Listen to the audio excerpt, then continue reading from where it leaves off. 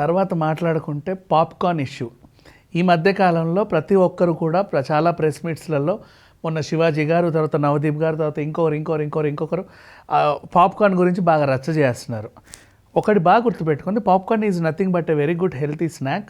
అది మొక్కజొన్న పొత్తుల్లో నుంచి వచ్చేది, అందరికీ తెలిసిందే. పొద్దున పిల్లలు 4:30కి 5 గంటలకు లేచి చలికి వణుకుతా చదువుకుంటూ ఉంటారు చూసా, వాళ్ళకి ఎగ్జామ్స్ ఉన్నప్పుడు ఆ కాన్సన్ట్రేషన్ వాళ్ళకి అలాగే ఉండాలి, నిద్ర రాకూడదని చిన్న క్రంచీనెస్ పంటి కింద నలగడానికల్లా పాప్కార్న్ ఉపయోగపడేది. It's very budget friendly snack ఇంకా చెప్పాలి అంటే. తర్వాత అది కమర్షియలైజ్ అయిన తర్వాత కొంచెం యాక్టివ్ పాప్కార్న్ లాంటివి వచ్చినప్పుడు ఇంట్లోనే చేసుకోండి, తర్వాత దానికి బటర్ యాడ్ చేయండి, ఇలా ముయ్యండి, అదొక సరదా ఇదైపోయింది. లైక్ మ్యాగీ నూడిల్స్ ఎలాగైతే చాలామంది ఇంట్లో చేసుకొని హ్యాపీ ఫీల్ అవుతారో, అట్లాగే ఇది కూడా ఒక ఇదైపోయింది. దాని తర్వాత పాప్కార్న్కి ఎలాగో ఒకసారి కమర్షియలైజ్ అయిన తర్వాత, ఒక ప్రోడక్ట్ కమర్షియలైజ్ అయితే వెంటనే దానికి మార్కెట్ పెంచుకోవడానికి ఫ్లేవర్స్ యాడ్ చేస్తారు. అలా రకరకాల ఫ్లేవర్స్ కూడా యాడ్ అయింది.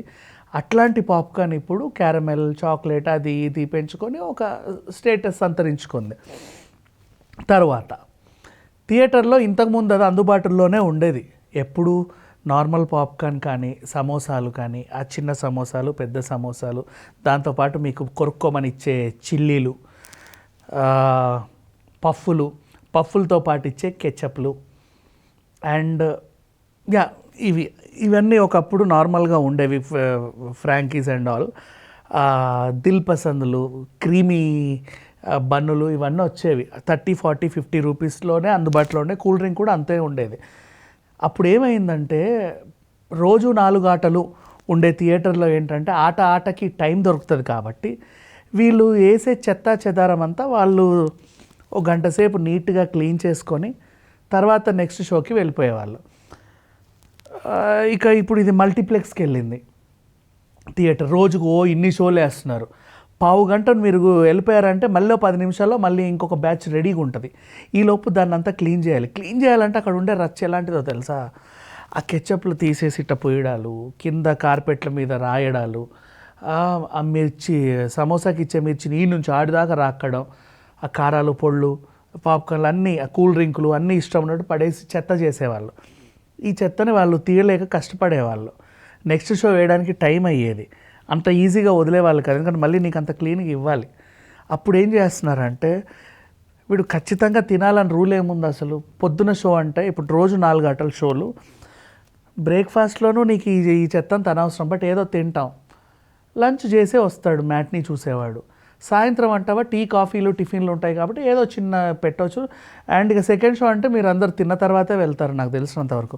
మధ్యలో ఈ ఖచ్చితంగా తినాలి రూలు లాంటి ఆప్షన్స్ ఏమీ లేవు. అదొక టైప్ ఆఫ్, ఎవరికన్నా అందుబాటులో తినకుండా గబగబా వచ్చేసి ఉంటే ఒక చిన్న సౌకర్యం అంతే. దాన్ని తర్వాత పాప్కార్న్ ఖచ్చితంగా చేశారు. సినిమా అంటే ఖచ్చితంగా పాప్కార్న్, టికెట్తో పాటు కూడా with add on popcorn, without popcorn add చేసుకునేవాళ్ళు.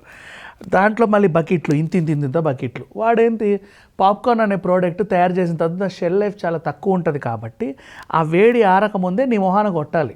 కాబట్టి నీకు నేను స్మాల్, మీడియం, లార్జ్ అని పెడితే స్మాల్, లార్జ్ రెండే పెట్టాను అనుకో, ఇది 300, అది 100 ఉంటుంది, 100 తింటారు. మధ్యలో 250కో 220కో నేను మీడియం పెట్టాను అనుకో, పెద్ద తేడా ఏం లేదని చెప్పి లార్జ్ కొంటారు. అలా బకెట్లు మీ మొహాన కొట్టొచ్చు. అట్లా మీరు తింటే తినొచ్చు, చల్లితే చల్లుకోవచ్చు, ఏమైనా చేసుకోవచ్చు. ఈ రకంగా పాప్కార్న్ని పెడితే దాని రేటు మీద చర్చ. అంత రేటా బాబోయ్! బయట తెలుసా మీరు ఐస్ క్రీమ్ ఎంత ఉంది ఈరోజు? 500 పెట్టండి ఐస్ క్రీమ్ రావట్లా. అది ఇంత కప్పు. ఆ 500కి ఇంకో 100 or 200 యాడ్ చేస్తే 2 ఫ్లేవర్స్. నువ్వు 2 ఫ్లేవర్లు, 3 ఫ్లేవర్లో 2 ఫ్లేవర్లో తిని ఒక ఐస్ క్రీమ్ తిని రావాలంటే మినిమం ఐస్ క్రీమ్ పార్లర్కి అయితే 1000 రూపీస్. అండ్ చిన్న రెస్టారెంట్కి వెళ్ళి కూర్చొని లేసినా కూడా 1000 rupees minimum. And theatre multiplex పక్కనే ఫుడ్ కోర్ట్ ఉంటుంది, సరదాగా నువ్వు కూర్చొని లేసినా కూడా 2000 ఈజీగా. అవన్నీ పట్టించుకోకుండా కేవలం సినిమా మీద, పాప్కార్న్ మీదే వాడు ఏడుస్తారు. ఎందుకో అర్థం కాదు. అది వాడి ఇష్టం అబ్బాయి, ఏదో తయారు చేసుకున్నాడు, అమ్ముకుంటాడు. ఏంటి ప్రాబ్లం ఏంటి? నచ్చితే నేను ఖచ్చితంగా తినాలని రూల్ ఏం లేదు. అది తింటే తప్ప నీకు సినిమా పూర్తవదని, ఇది తినకపోతే ఆ సినిమా ఎక్కదని, ఇది తినకపోతే అసలు అది అర్థమే కాదని, ఇట్లాంటి రూల్స్ ఏమీ లేవు. హ్యాపీగా చూడండి, ఎంజాయ్ చేయండి. దాని రేట్ అంతే, నచ్చితే కొనండి, లేకపోతే లేదు. ఎందుకంటే మనం చేసే రచ్చకే నీకు 100 పాప్కార్న్లు అమ్మితే నువ్వు చేసే రచ్చకి 10 పాప్కార్న్లు అమ్మితే రచ్చకి తేడా ఉంటుంది వాడు క్లీన్ చేసేవాడికి. అప్పుడు ఆ 10 వాడి బిజినెస్ కాబట్టి రేట్ ఎక్కువ వేసి అమ్ముతాడు. నీకు ఖచ్చితంగా కావాలనుకుంటేనే తినలేకపోతే లేదు. అది రూల్ కూడా ఏం కాదు.